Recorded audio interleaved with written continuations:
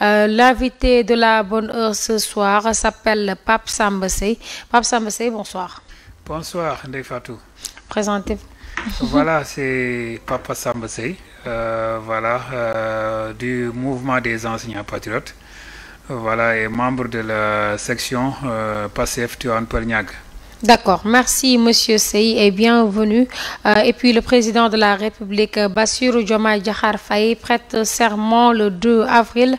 Pouvez-vous revenir sur les urgences auxquelles il doit s'atteler? Voilà, donc les Sénégalais nous attendent beaucoup, donc il y a des urgences.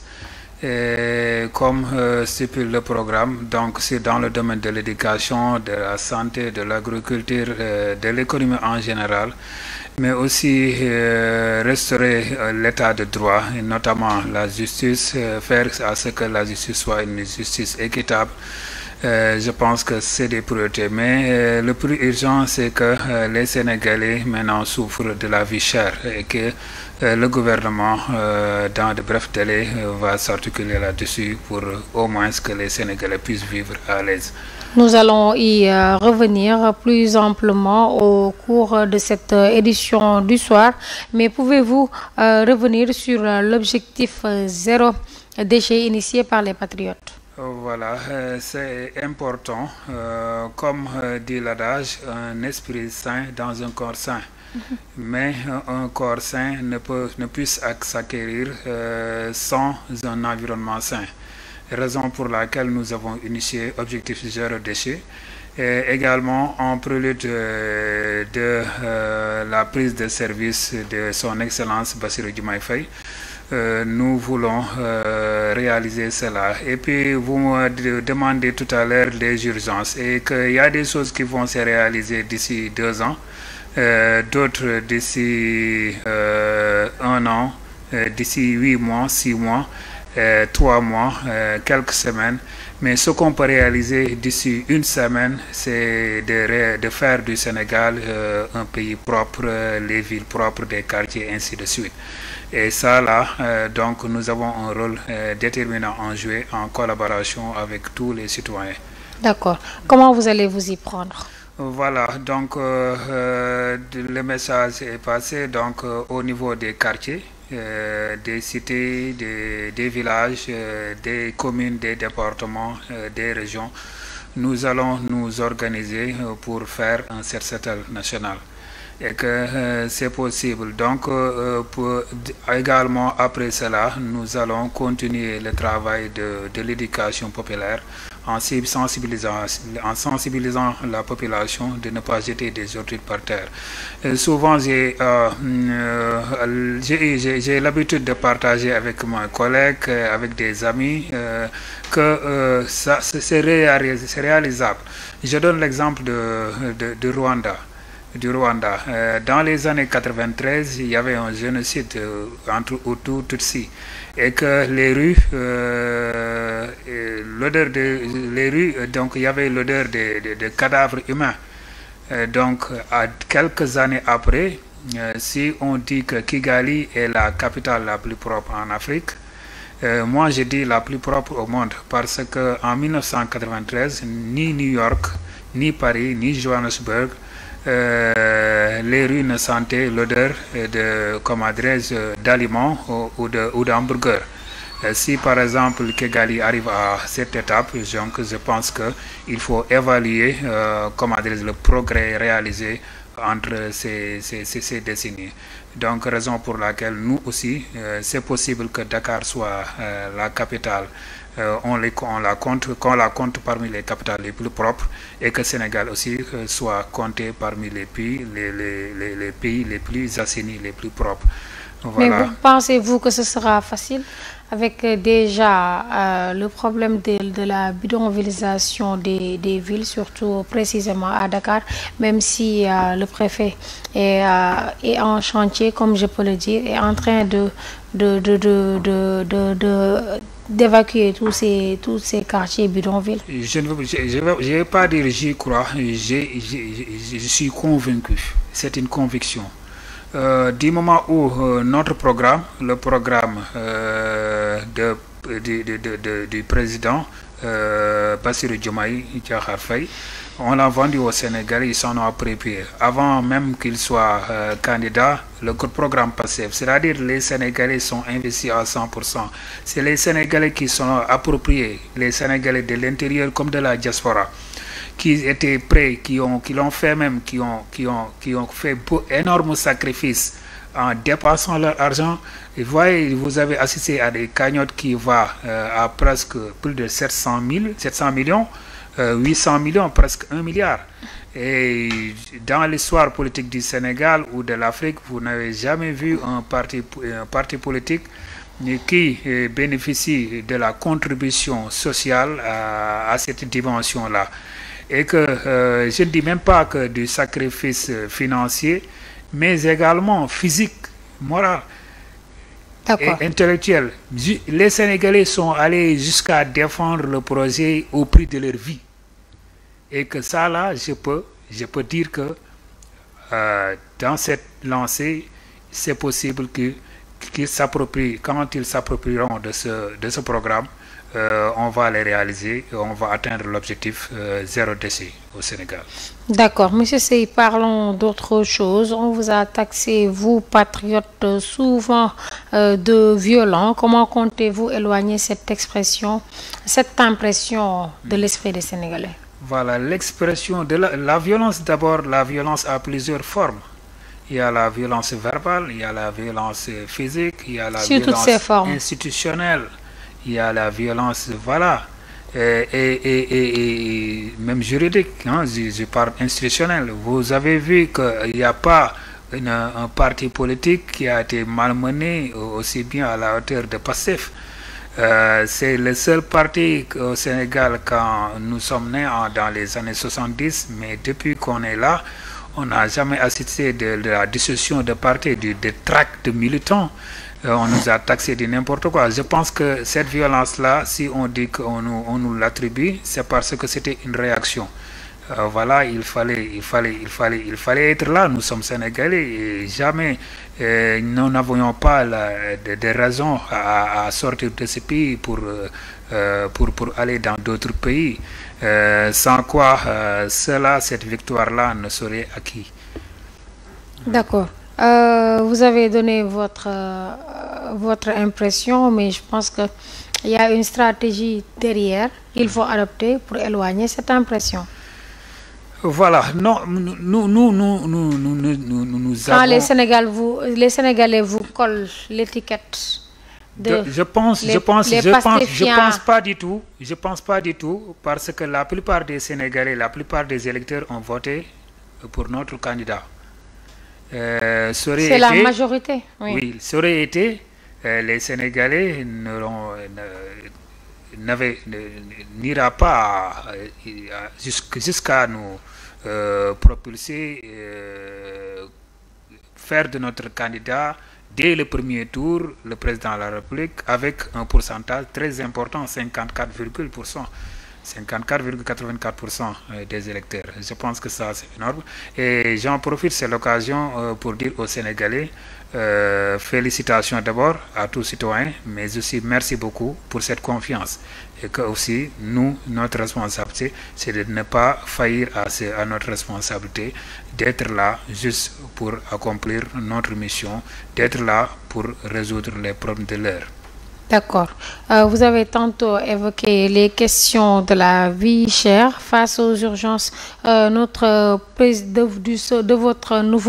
nouveau président de la République, nous pouvons recenser la vie chère, comme vous l'avez tantôt évoqué. Comment pensez-vous qu'il va s'y prendre pour régler cette question de la vie chère? Bon, donc la vie chère, je pense que vous avez... C'est le loyer qui est cher, les denrées de grande consommation qui sont excessivement chères, et puis le transport également qui est cher. Parfaitement. Et vous avez affaire à des inspecteurs des impôts et domaines. Je pense qu'en termes de fiscalité, c'est des gens qui s'y connaissent et que s'il y a lieu de réduire cette taxation, je ne peux pas dire cet excès de taxation sur les prix, le gouvernement le fera et en agissant ainsi, je pense que subitement les prix vont chuter un peu. D'accord, les prix vont chuter un peu. oui, même s'il y a lieu même des cités pour de Mais, beaucoup. mais les Sénégalais demandent des prix accessibles à toutes les Oui, bourses. à toutes les bourses, ça. Si vous nous dites un peu ça, vous ne nous rassurez pas, Oui, monsieur ça c'est par modestie, je vous dis un peu, c'est-à-dire pour vous rassurer que les prix vont baisser. Vont baisser honorablement. D'accord. Bassirou Diomaye Faye qui prête serment le 2 avril. Nous pensons également à la formation de son nouveau gouvernement. Quel poste pour Ousmane Sonko, la primature ou l'Assemblée nationale? Voilà, le président Ousmane Sonko, président de PASTEF, et aussi, je salue aussi son loyauté, son engagement, sa détermination, mais surtout sa générosité. Voilà, sa générosité, il savait que lui, ses risques pour passer à la sélection, je dis à la sélection de Macky Sall, était un peu impossible. Voilà, il a planifié des candidats et sur ce, il a proposé, et nous tous, on est tous d'accord à ce que Bassirou Diomaye soit le candidat. Donc je salue cette générosité. Maintenant, quelle place occupera-t-il dans le prochain gouvernement? L'histoire nous édifiera. Mais vous, Pape Samba Seye, en tant que patriote, vous êtes pour Ousmane Sonko à la tête du gouvernement ou bien Ousmane Sonko à l'Assemblée nationale? Ça, au sein de l'hémicycle. C'est là, il va de. C'est le seul président de la République à ses prérogatives. Donc, si le président de la République, son Excellence Bassirou Diomaye Faye, voit que il veut que son frère Ousmane Sonko soit à la primature, donc c'est lui qui a le décret, il a les prérogatives. Mais vous maîtrisez, monsieur Seye, vous maîtrisez quand même le profil de votre frère de parti, Ousmane Sonko, donc vous savez nettement. Pour vous rassurer, il sera toujours là à ses côtés pour mettre en œuvre le programme, le projet. Nous avons un projet, pour rappeler toujours, nous avons un projet, et que ce projet leur est venu pour le mettre en œuvre. Nous en remercions Allah subhanahu wa ta'ala qui nous a permis de réussir cette étape, et il nous restera des combats encore. D'accord. Ne pensez-vous pas que hier, l'invitation au palais de Bassirou Diomaye Faye accompagné d'Ousmane Sonko est la suite logique du protocole de Cap Manuel? Protocole, vous y pensez? Bien sûr, tout le monde y pense. Non, les Sénégalais n'y pensent pas, il n'y a pas de protocole. Le président Ousmane Sonko a été clair dès sa sortie, donc il a éclairé les choses, qu'il n'y avait pas de protocole, et que après sa sortie, donc tout juste, il a fait un communiqué, et après ils ont battu campagne ensemble. Voilà. Mais il admet qu'il a négocié quand même. Il n'y a pas de négociation, seulement pour dire vrai, il y avait des gens qui étaient venus lui parler, par exemple, lui parler de réconciliation, etc.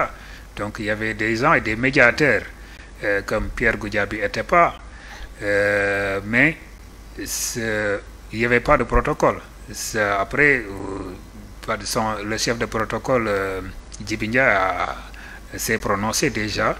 Je pense que là c'est clair dans la tête de tous les Sénégalais qu'il n'y avait pas de protocole, et que cette visite aussi c'est normal. C'est normal, donc nous avons gagné largement et incontestablement. C'était normal que le futur président Bassirou Diomaye Diakhar Faye, accompagné de son frère, puisse aller visiter le palais, donc son futur, comme adresse, lieu de travail. Mais bon, qui avait vu la dualité entre Macky Sall, le président sortant, et Ousmane Sonko, le chef de parti de PASTEF, qui n'était pas en de très bons termes, et maintenant on les voit sur les images que nous montre la régie. On voit une nette complicité Donc, avec toutes ces images que l'on voit là, vous soutenez toujours qu'il n'y a pas eu de protocole ni de négociation? Pas du tout. D'ailleurs, Ousmane Sonko l'avait dit clairement que avec le président Macky Sall, je lui ai rendu visite qu'une seule fois, c'était à propos de la, comment dirais-je, quand il y avait la pandémie de la Covid-19. Et que la prochaine fois sera le jour où il sortira du palais et j'entrerai au palais. Et cela s'est réalisé.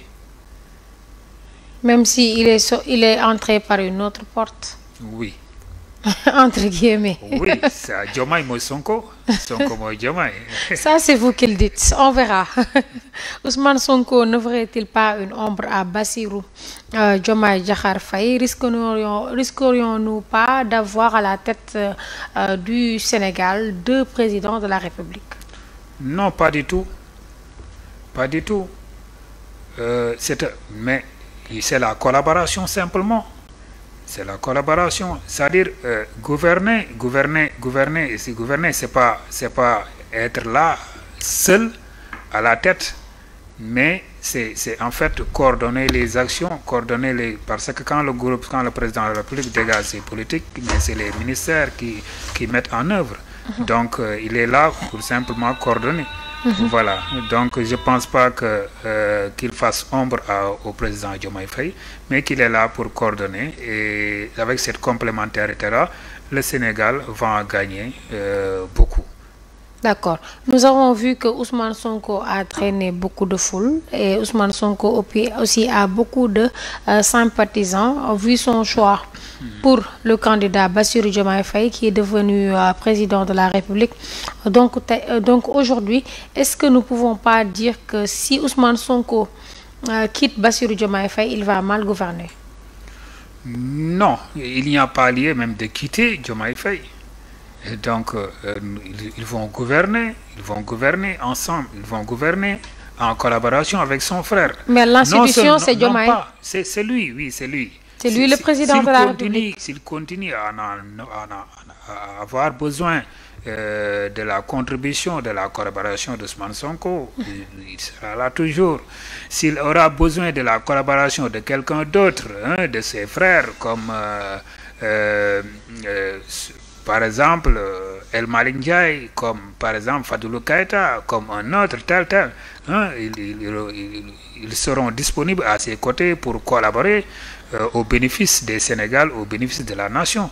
Je pense que le Sénégal est au-dessus de tous. Donc la société nous a fait ce que nous sommes aujourd'hui. Donc tout ce qu'on a aujourd'hui comme capacité, comme compétence, voilà, comme savoir-faire, nous le mettrons en œuvre pour bâtir, pour construire le Sénégal, pour développer le Sénégal, et si possible. Et ce moment, j'en profite pour dire aux jeunes de rester ici dans ce pays, parce que le pays est à construire et à bâtir. D'accord. Parmi les urgences, nous pouvons également noter le principe de la bonne gouvernance. De la bonne gouvernance, le parcours du président Bassirou Diomaye Faye, le parcours de Ousmane Sonko, président de PASTEF, le parcours de tant d'autres fonctionnaires membres de PASTEF nous donne confiance, bonne foi, de s'assurer que le Sénégal va être sur les rails de la bonne gouvernance, de la transparence et de l'équité sociale. D'accord. Pape Samba Seye, vous êtes l'invité de la bonne heure. Vous êtes le responsable des enseignants patriotes du Sénégal. Pouvez-vous revenir sur les urgences du secteur de l'enseignement? Voilà, les urgences du secteur de l'enseignement. Vous savez, au Sénégal, actuellement, il y a plus de 6000 abris provisoires. C'est énorme. Et les enfants, les enseignants travaillent dans des conditions précaires, extrêmement difficiles. Les élèves également peinent à s'asseoir. Donc, il y a même un manque crucial de table-banc. Okay. Donc, notre programme, c'est la logistique de manière générale, aux abris provisoires d'ici 2029. Et entre-temps, nous allons substituer les abris provisoires par des blocs, par des box. Montage en 24 heures, on peut monter 6 abris, donc qui sont meilleurs que ces abris provisoires-là. Et en brousse même, moi j'ai servi en brousse depuis plusieurs années. Voilà, et dès le mois d'octobre, il y a des villages où les enseignements apprentissages ne puissent pas démarrer parce qu'il faut couper le mil, il faut que les tiges soient sèches, et il faut également que les parents d'élèves puissent finir les travaux champêtres pour s'atteler à construire des abris provisoires. Des fois même, on va jusqu'à début de mi-novembre, début décembre pour démarrer les enseignements et apprentissages. Et que aussi, l'école ferme très tôt, dès les premiers pluies. Dans les villages du Saloum, des fois, il peut pleuvoir même en mi-mai, début juin. Ouais, et même les enseignants se précipitent pour faire l'évaluation finale, la composition avant les premières pluies. Vous savez que donc le quantum horaire ne puisse pas être respecté là-bas en brousse. Raison pour laquelle nous nous attelons à éradiquer la question d'abri provisoire au Sénégal d'ici 2029. D'accord. Qu'en est-il des préoccupations des enseignants telles que le problème des décisionnaires? Si, voilà un problème, une question qui me tient à cœur. On voit des anciens, des gens plus âgés que nous, qui partent à la retraite en statut décisionnaire. Et s'ils partent en ce statut de décisionnaire, ils n'auront pas de quoi se nourrir après la retraite, parce que ce qu'ils percevront ne suffira pas. Donc c'est là où le gouvernement doit faire tout pour résoudre leurs problèmes. S'il y a lieu de les verser automatiquement à la fonction publique, s'il y a lieu d'organiser, par exemple, d'orienter des réflexions au niveau de la CIPRES pour que au moins s'ils partent à la retraite, qu'ils puissent vivre et qu'ils puissent nourrir leur famille et s'occuper de leur santé, de leurs enfants et de leur santé eux-mêmes. D'accord. Pape Samba Seye, vous étiez l'invité de la bonne heure. Pape Samba Seye, vous êtes également le responsable du mouvement national des enseignants patriotes du Sénégal. Pape Samba, je vous remercie. Je vous remercie, Fatou. Merci beaucoup. Et j'en profite aussi pour dire à la communauté catholique, bonne fête. D'accord. Merci, Pape Samba Seye. Mesdames et messieurs, merci de nous rester fidèles. Merci de rester fidèles à nos programmes. Bonne suite des programmes sur GTV.